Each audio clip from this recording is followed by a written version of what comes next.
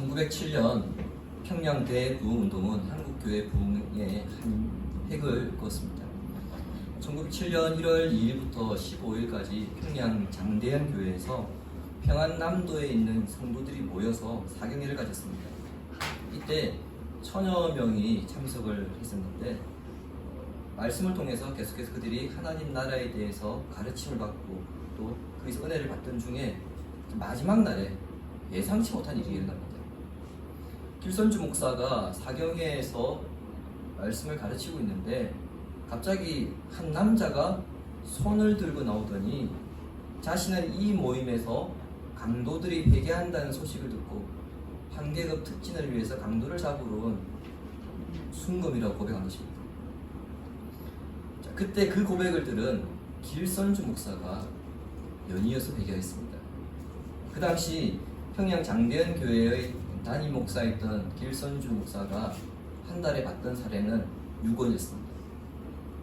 친구가 병으로 삶을 마감하면서 자신에게 아내와 아이들을 돌보라고 100원을 맡겼는데 그 돈을 자신이 썼다는 것입니다. 이렇게 두 사람의 고백을 들은 평양 장대현 교회당은 갑자기 통회의 눈물바다가 되었고요. 사경회는 끝이 났음에도 불구하고 그 다음 주 수요일 그리고 그 다음 주 주일에 계속해서 성령에 의한 회개운동이 일어났습니다. 이러한 말씀을 통한 회개운동은 평양 시내로 확산되었고요. 이 평양을 넘어서 신의주와 그리고 서울, 대전, 대구, 광주 등 전국으로 확산되어서 100만 명이 그리스도께 돌아오는 세계적으로 유례없는 부흥운동이 일어났습니다. 말씀은 장대현 교회 이 한 곳에서 선포되었고 그 말씀에 성령께서 역사하셔서 한 사람을 변화시켰는데 한 도시와 그리고 한 도시를 넘어서 조선 전체를 뒤흔드는 일이 일어난 것입니다. 일일이 찾아다니면서 사람들에게 예수 믿으라고 권하지 않습니다. 하나님의 백성이 무엇인가, 어떻게 사는 것인가 이러한 가르침이 계속되었고 그렇게 살겠다고 결단하자 결국에는 믿지 않는 사람들까지 교회당으로 몰려든 것입니다. 이처럼 믿음이 세상을 뒤덮는 것, 이것이 신자들의 꿈이 되어야 되고 교회의 꿈이 되어야 합니다. 이것이 하나님의 꿈이기도 하고 이것을 위해 하나님의 섭리가 진행되고 있습니다. 본문을 통해서 이것을 확인하시고 성도로서 큰 꿈을 품는 은혜와 결단이 있기를 바랍니다. 1절은 이 일이 있은 후라고 그렇게 소개하고 있습니다. 정확한 번역으로는 이 일들이 이루어진 후입니다. 바울이 에베소 와서 처음 유대인 회당에서 3개월 그리고 브란노 서원에서 2년 동안 말씀을 가르쳤는데 그가 목표한 만큼 충분히 이뤘다는 겁니다. 목표 달성했다는 거죠. 그가 원하는 목표가 무엇입니까? 몇 명을 전도했고 이제 우리 교회의 교인 몇 명이다 이것이 아니라 복음의 자생력이 목표였습니다.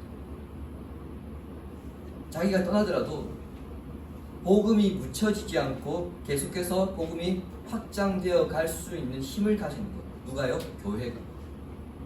즉 교회가 복음의 자생력을 가지는 것이 바울의 목표였습니다.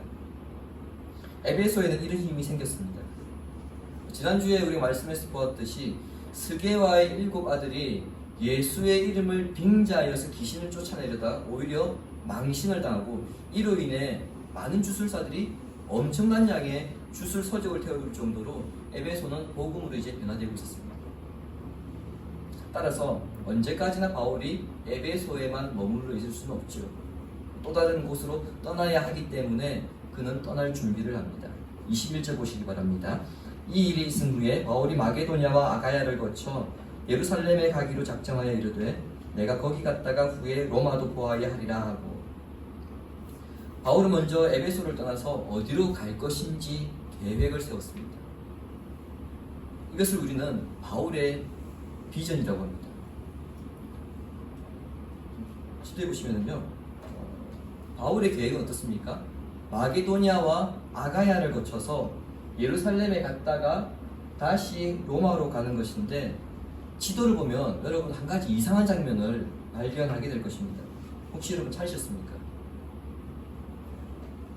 지금 에베소는 보이실 거고요. 그리고 에베소가 여기 있고요. 에베소 왼쪽에 동그라미 친 데가 여기가 아가야 마게도냐입니다. 그리고 오른쪽 하단이 예루살렘이고요. 지금 왼쪽 상단 끝에 보이지 않는데 저쪽 끝이 로마입니다. 지금 바울의 계획이 에베소에서 마게도냐 아가야로 갔다가 예루살렘으로 갔다가 로마로 가는 것이거든요. 혹시 여러분 이 지도에서 바울의 계획이 좀 뭔가 이상하다 혹시 찾으셨어요? 그럼 가장 빠른 방법, 로마로 가는 가장 빠른 방법을 두고 바울이 굉장히 지금 둘러가고 다니십니다. 정말 예루살렘, 만약에 꼭 예루살렘을 가야 했다면은 에베소에서 마게도냐와 아가야를 가지 않고 바로 예루살렘으로 가면 됩니다. 꼭 예루살렘을 가야 했다면. 그래서 에베소에서 예루살렘 갔다가 로마로 가는 것이 가장 효율적입니다. 그럼에도 불구하고 바울은 어떻게 보면 굉장히 비효율적인 방법을 택하는데 이것에 대해서 성경은 이것이 비전이다 그렇게 말씀하고 있습니다. 학생들에게 야 너 비전이 뭐야? 이렇게 물으면요 학생들 어떻게 대답하겠습니까? 저는 교사가 될 거고요. 저는 공교회를 일단 지휘할 생각이 있고 이런 이야기를 합니다. 여러분 이건 비전이 아니라 자기 진로에 대한 이야기죠. 그리고 그나마 교회 다니는 아이들에게 야 너는 비전이 뭐야? 그러면은 저는 이런 직업을 통해서 그 일을 통해서 하나님께 영광을 돌리겠습니다. 이렇게 이야기합니다. 공통점은 직업입니다. 무엇을 하겠다. 그 다음 그걸 통해서 하나님께 영광을 돌리겠다. 이걸 비전으로 생각하죠. 그럼 제가 다르게 질문 드리겠습니다. 여러분에게 비전은 무엇입니까? 어쩌면 이미 내가 이 나이에 뭔가를 하기에는 늦은 것 아니냐. 그래서 비전이라는 것을 생각 못 해봤다. 아니면 비전이 없다. 이렇게 말씀하실 분도 있을지 모르겠습니다. 본문은 우리에게 비전의 개념을 분명하게 가르쳐 줍니다. 하나님께서 이루시고자 하는 일을 성령을 통해 보여주시고 그것을 위해서 내가 무엇을 해야 하는가, 내가 무엇을 준비해야 하는가, 그 답을 찾아가는 과정이 비전입니다. 21절 말씀이 비전에 대한 구절인데요. 번역 과정에 중요한 단어가 간접적으로 해석이 되어버려서 비전의 의미가 명확하게 드러나지 않았습니다. 좀 더 명확하게 번역하면 이렇습니다. 이 모든 일들이 이루어진 후 바울은 예루살렘으로 가기 위해 마게도냐와 아가야를 통하여 갈 것을 성령으로 작정하였다입니다. 우리 한글 성경에 어떤 단어가 빠져 있습니까? 성령으로라고 하는 단어가 빠져 있습니다. 결국 비전이라고 하는 것은 성령께서 보여주시는 하나님의 계획을 발견하는 것입니다. 하나님의 뜻이 무엇을 향해 가고 있고 그것을 위해서 내가 무엇을 준비해야 하는가, 내가 무엇을 해야 하는가, 그 답을 찾는 것이 비전이고요. 그것을 향해 살아가는 삶이 곧 성도의 삶입니다. 하나님의 계획을 위해 나에게 보여주신 것은 무엇인가, 내가 할 일이 무엇인가, 이것을 고민하는 것은 구원받은 성도라고 하면 마땅히 계속해서 해나가야 하는 일입니다. 언제까지요? 우리의 호흡이 멈추는 날까지. 그러니까 나이가 많든 적든 누구에게나 비전은 있어야 합니다. 그리스도인이라고 한다면, 그리스도인이 아닌 사람에게 비전이 있을 수가 없죠. 그러니까 그리스도인이라고 한다면 나의 호흡이 멈추는 그 순간까지 하나님께서 나에게 주시는 비전이 무엇인가, 그 답을 찾기 위해서 끊임없이 고민을 해야 합니다. 그렇게 볼 때 비전에는 나이나 직분이 상관없다는 것을 우리는 알 수 있죠. 바울은 비전을 위해서 구체적으로 움직였습니다. 먼저 계획을 세웠고요. 그 계획에 따라서 마게도냐와 아가야에 디모데와 에라스도 두 사람을 보내서 자신이 예루살렘에 갈 준비를 실행하게 합니다. 그리고 자신은 이 디모데와 에라스도가 준비하는 동안에 자기는 에베소 인근 도시들을 다니면서 교회를 든든히 세웠습니다. 자, 그러는 사이에 에베소에 한바탕 소동이 일어납니다. 아데미의 숭배자들과 아데미 숭배로 이득을 보는 자들이 바울과 그리고 교회를 향해 폭동을 일으킨 것으로, 주동자는 아데미의 은감실을 만들어서 엄청나게 돈을 벌었던 은장색 데메드리오입니다.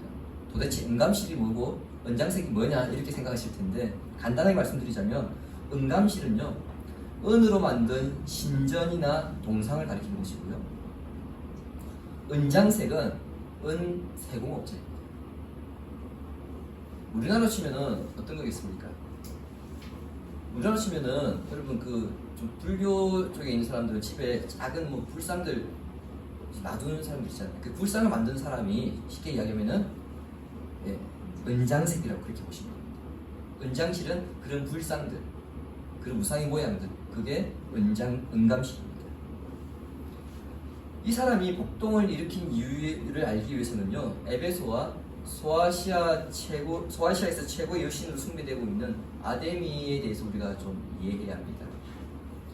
그리스 로마 신화에서 최고의 신은 제우스입니다. 제우스가 최고의 신인데 이 제우스의 딸이 아데미이고요. 아폴로의 남매입니다. 아데미는 모든 인간과 신들의 어머니로서 생산을 담당하는 여신입니다. 지난주 제가 에베소에 큰 아데미 신전이 있다고 제가 말씀을 드렸는데, 유난히 에베소 사람들이 아데미를 숭배했던 이유는 아데미가 에베소에서 태어났기 때문이라고 믿기 때문입니다. 즉 에베소 사람들은 우리 에베소는 아데미의 고향이야, 이런 자부심이 남달랐던 거죠. 아데미 신전의 크기를 보면은 이 에베소 사람들이 얼마나 아데미를 숭배했는지 알 수 있습니다. 아데미 신전이 고대 세계의 7대 불가사의 중 하나입니다. 길이가 130m, 폭이 70m, 높이가 20m고요. 그 아테네에 있는 파르테논 신전보다 4배 정도 더 크다고 합니다. 엄청난 규모인 거죠. 뿐만 아니라 이 아데미 신전은 금고 역할을 했습니다. 에베소 사람들이나 소아시아 사람들, 심지어 외국인들까지 이 아데미 신전에 몰려와서 돈을 예치할 뿐만 아니라 돈을 빌려주는 금융업까지 했었습니다. 그만큼 이 재단에서 많은 재물이 바쳐지고 있었다는 거죠.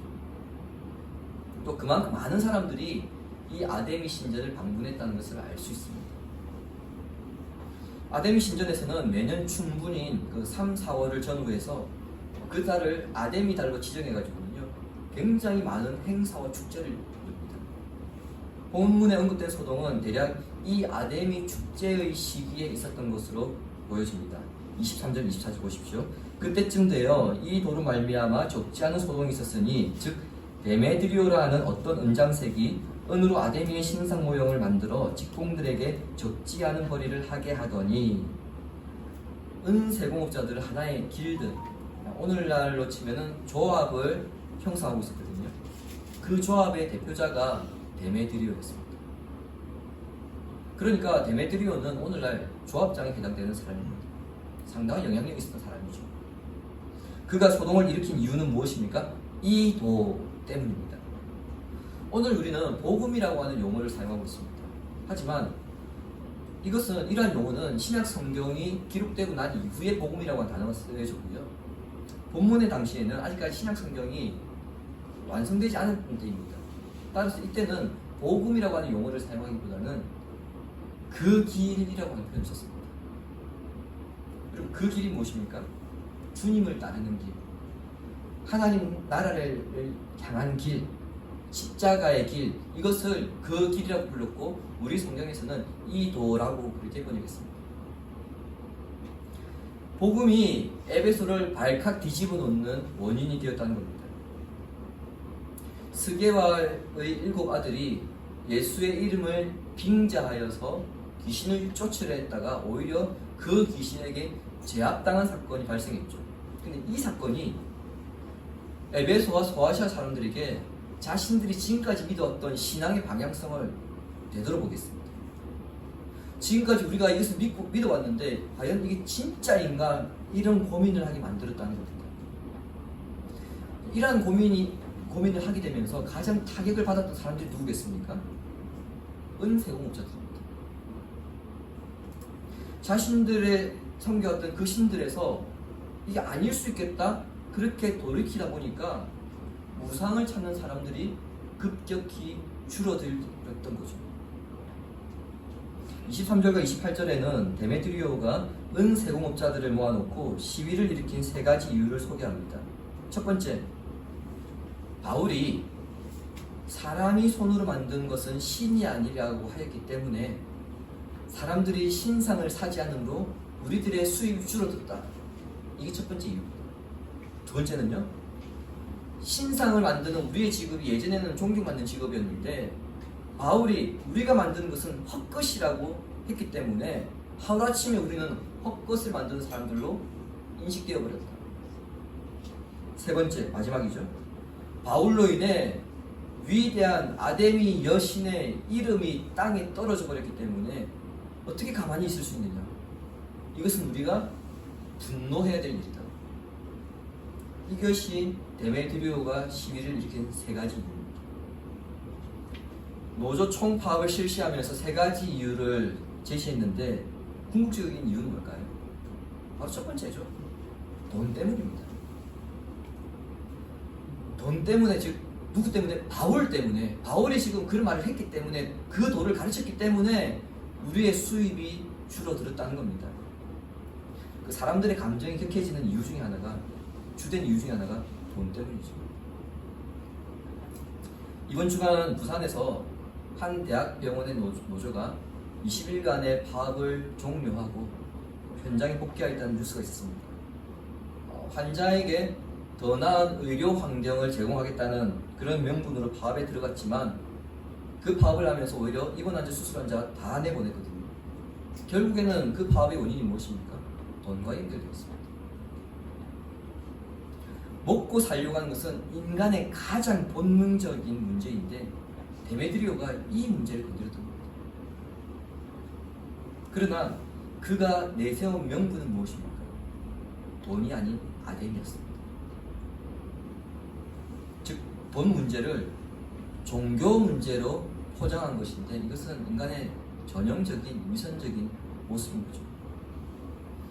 자, 그렇게 사람들을 선동했는데 은세공업을 하는 그 조합원들은 물론이고 신전축제에 참석했다가 얼떨결에 분위기에 휩쓸려서 시위에 참석한 사람들까지 많아지면서 이 도시가 완전히 이제 소란에 빠지게 됩니다. 급기야 군중 심리에 의해서 이성을 잃어버린 사람들이 바울을 잡으려 했는데 바울이 보이지 않으니까 바울을 옆에서 도와주었던 가이오와 아리스타고를 붙잡아서 원형극장으로 데려갑니다. 32절은 이 극장에 모여있는 사람들 반 이상이 왜 지금 이 시위가 일어나고 있는지 그 이유를 알지 못한 채 군중들이 흥분하니까 덩달아 흥분했다 이렇게 밝히고 있습니다. 여러분 혹시 에베소 극장 가보셨습니까? 에베소 극장이요, 이게 원형극장인데 대략 25,000명을 수용할 수 있는 극장입니다. 굉장히 크죠. 그 25,000명이 모여가지고 거기서 아데미를 외치고 있다고 생각해 보십시오. 그 사람이 굉장히 흥분한 상태이고 그 원형극장 중간에 누가 있습니까? 지금 잡혀온 두 사람, 가이오와 아리스타고가 있습니다. 이 사람들 운명이 어떻게 될까요? 당연히 정말 어떻게 될지 예측할 수 없는 상황입니다. 그래서 바울이 이 두 사람을 구출하려고 이 원형극장 안으로 들어가려고 하니까 제자들과 그리고 아시아의 관리 가운데 바울의 친구가 된 사람이 바울을 보고 들어가지 말라고 극구 만류합니다. 당신마저 죽고 싶다는 겁니다. 그런데 그 상황에서 유대인들이 희한한 행동을 합니다. 유대인들이 알렉산드라고 하는 이 사람을 앞으로 내보낸 거예요. 왜겠습니까? 아데미를 숭배하는 군중들이 볼 때에는, 그 사람들 입장에서 볼 때에는 유대교나 기독교나 별반 다를 바 없어 보일 수 있기 때문에 우리는 이 위험으로부터 피해야 되지 않겠냐, 우리는 살아남아야지, 그런 생각에 알렉산더를 내보낸 겁니다. 즉, 너 나가서 우리는 기독교하고 다르다 이 말 해라, 그 뜻입니다. 우리는 아데미의 신상과 영광에 해가 되는 그 어떤 행동도 하지 않습니까? 우리는 봐달라. 유대교는 기독교와 동일한 구약 성경을 공유합니다. 구약의 하나님은 우리가 오늘 십계명이 그렇게 교독했지만 나 외에 다른 신이 있게 하지 말고 그것을 섬기지 말라 이렇게 말씀하셨거든요. 그런데 유대인들은 어떻습니까? 자기 살기 위해서 우리가 아데미를 직접 섬기지는 않았으나 간접적으로 그 아데미를 인정하는 모습을 보여주고 있습니다. 십계명을 받아들이고 순종한다면 아데미가 헛것임을 부인하는 것이 당연한 일임에도 유대인들은 우리가 아데미의 영광을 깎아내리지 않았으니까 우리는 봐줘야지 않겠냐 이런 생각을 하고 있는 것입니다. 이렇게 에베소에서의 소동은 해결의 기미가 보이지 않고 갈수록 미궁으로 빠져듭니다. 근데 정말 예상치 못한 곳에서 이 문제가 해결이 됩니다. 바로 오늘날의 시장격인 서기장의 등장입니다. 서기장이 흥분한 군중들을 진정시킬 뿐 아니라 그 많은 군중들을 해산시킴으로써 이 문제를 깔끔하게 정리합니다. 35절부터 마지막 41절까지가 서기장이 어떻게 이 상황을 정리시키는가에 대한 발언이거든요.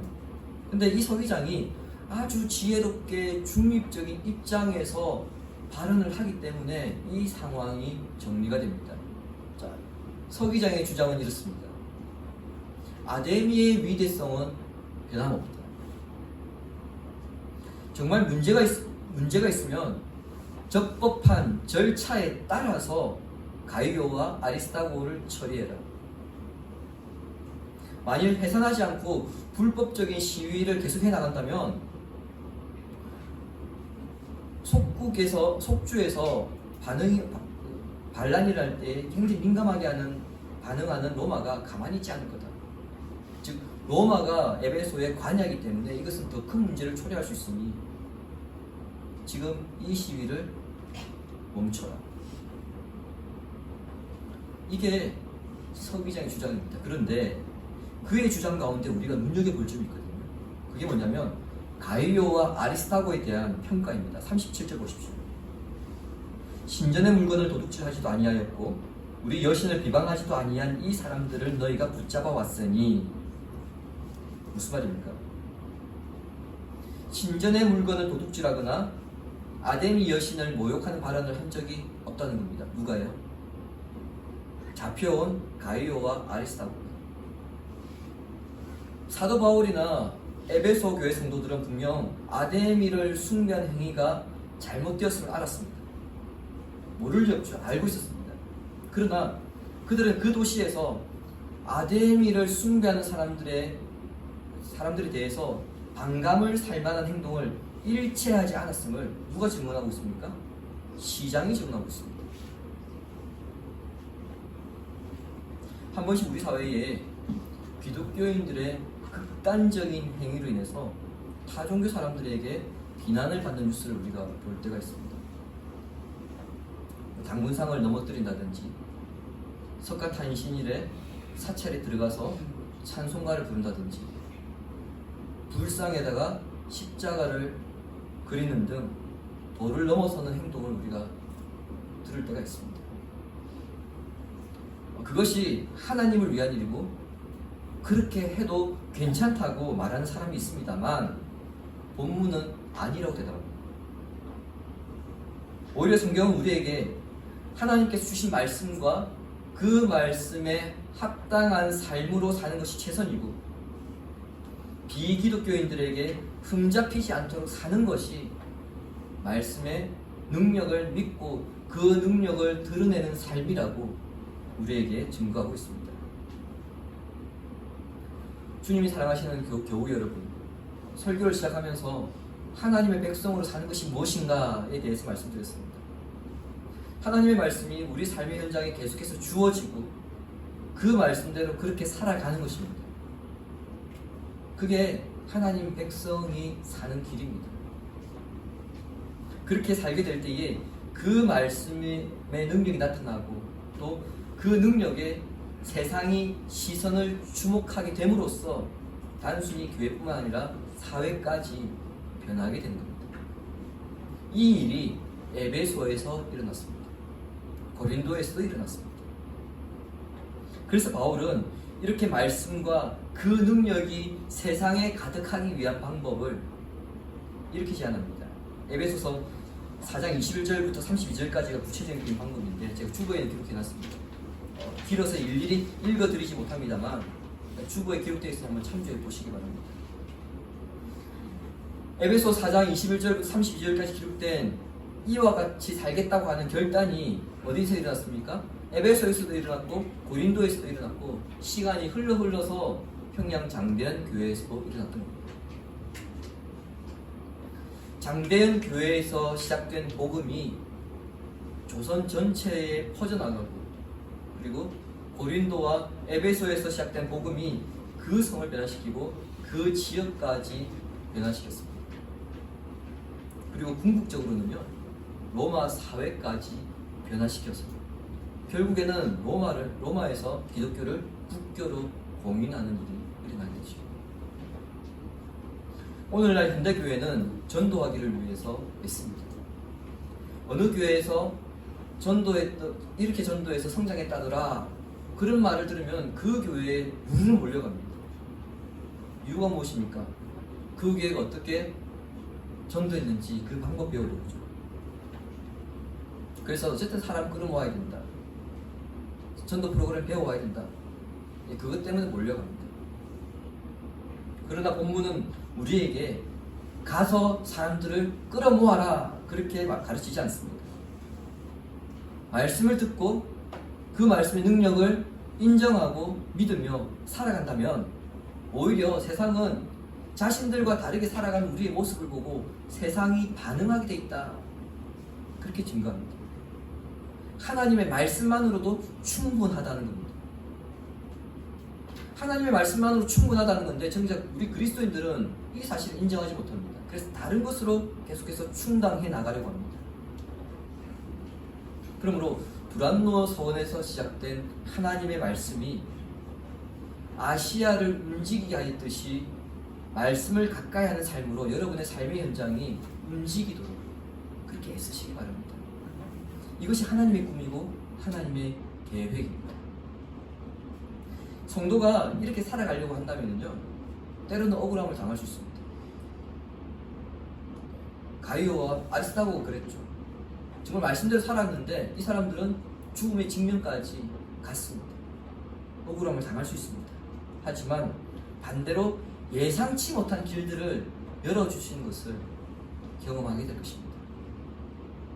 남 탓하기보다 하나님 말씀만으로 충분하다 이 믿음으로 살아감으로써 우리의 공동체를 변화시키며 믿지 않는 자들을 내 주변으로 내 삶으로 끌어들이고 또 주목하게 함으로써 하나님 나라 확장이라고 하는 그 하나님 나라의 꿈을 실현해 나가는 성도가 되기를 성부와 성자와 성령의 이름으로 축원합니다. 아멘.